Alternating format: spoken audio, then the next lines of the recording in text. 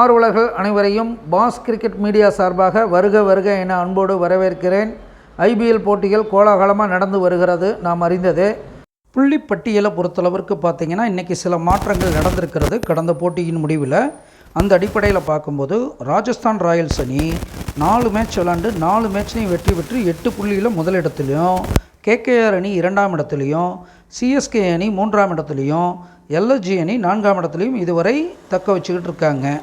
இன்றைக்கி எல்எஸ்ஜிக்கு ஒரு போட்டி இருக்கிறதுங்கிறது இந்த போட்டி முடிவில் புள்ளிப்பட்டியலில் எது மாற்றங்கள் சந்திக்கலாம். அந்த அடிப்படையில் பார்க்கும்போது 21வது போட்டி எல்எஸ்ஜிக்கும் ஜிடிக்கும் இடையே லக்னோவில் நடக்கிறது.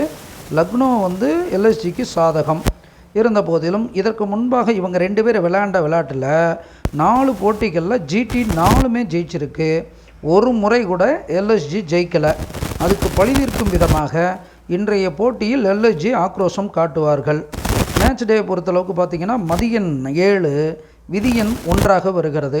இது தொடர்புடைய வீரர்கள்லாம் கொஞ்சம் சிறப்பான பங்களிப்பை வெளிப்படுத்துறதுக்கு வாய்ப்புகள் இருக்குது. எல்எஸ்ஜியை பொறுத்தளவுக்கு கேஎல் ராகுல், தேவ்தத் படிக்கல், ஆயுஷ் பதோனி, மயங்க் யாதவ், மார்க்கஸ் ஸ்டோய்னிஸு, குயிட்டன் டீகாக்கு, நவீன் உல்ஹக்கு இவங்கெல்லாம் சிறப்பான பங்களிப்பை தன் டீமுக்காக கொடுப்பாங்க பேட்டிங் பவுலிங் ஃபீல்டிங்கில் அப்படின்னு தெளிவாக தெரிகிறது.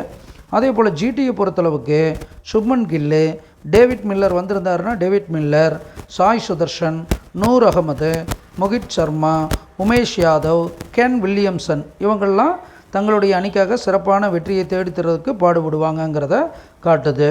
உள்ளூர் மைதானம்ன்றதுனால எல்எஸ்ஜி அணி வெற்றி பெறுமான்னு கேள்வி வந்தது. எல்எஸ்ஜியோடைய உதயாதிபதி கதிர் நீச்சமாக 3ஆம் இடத்துல இருக்கிறது. அது எல்எஸ்ஜிக்கு ஒரு பெரிய பின்னடைவு. ஜிடியுடைய உதயாதிபதி மந்தன் சம வீட்டில் இருந்து ஜிடியை நோக்கி வருவது ஜிடிக்கு கொஞ்சம் கூடுதல் பலம். இப்படி பார்க்கும் பொழுது லாபஸ்தானத்தில் எல்எஸ்ஜியில் மால் இருக்கிறது, வெற்றி வாய்ப்பு எல்எஸ்ஜிக்கு உண்டு. ஆனால் ஜிடியுடைய லாபஸ்தானத்தில் பாம்பு இருக்கிறதும் விரையாதிபதியான மந்தனே தேடி வருவதும் ஜிடி அணிக்கு ஒரு பின்னடைவு. என்னதான் எல்எஸ்ஜியுடைய உதயாதிபதி கெட்டு போனாலும் கடைசி நேரத்தில் எல்எஸ்ஜி அணி வெற்றி பெற்று அடுத்த நிலைக்கு போவதற்கு வாய்ப்புகள் நிறைய உண்டுங்கிறத இதன் மூலமாக சொல்லிக்க கடமைப்படுறேன். அனுமானிப்பது நாம், தீர்மானிப்பவன் இறைவன். நன்றி, வணக்கம்.